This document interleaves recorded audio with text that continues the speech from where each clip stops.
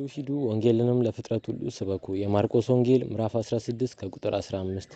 ናሆም ደስታ እባላለሁ። ከአርባ ምንጭ ዩኒቨርሲቲ ዋናው ካምፓስ ክርስቲያን ተማሪዎች ህብረት የኢቫን ዲፓርትመንት ነው የመጣሁት።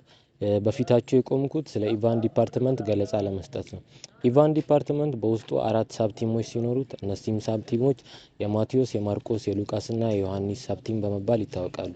በእነዚህም ሳብቲሞች ውስጥ በየሳምንቱ እየተገናኘን ቤስ የምናደርግ ሲሆን ይህም ለሜምበሮች የመንፈሳዊ ህይወት እድገት ስንቅ እንዲሆን ነው።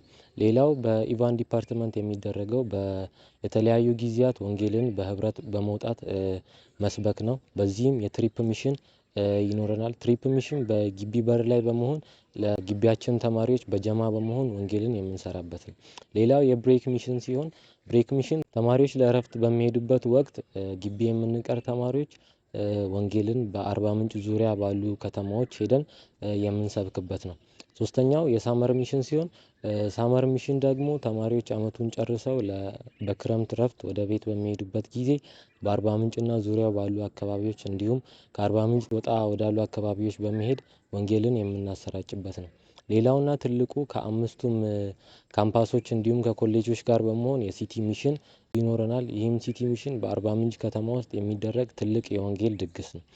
ሌላው የፒሲኤስ አገልግሎት ሲሆን ፒሲኤስ አገልግሎት በዶርም እንዲሁም በክላስ እንዲሁም በግቢ ውስጥ የምናውቃቸው ጌታን ያልተቀበሉ ወይም ጌታን የማያውቁ ወንድም እህቶቻችንን ፕሬይ ኬር እና ሼር በማድረግ የምናገለግልበት ወንጌልን የምናሰራጭበት አገልግሎት ነው።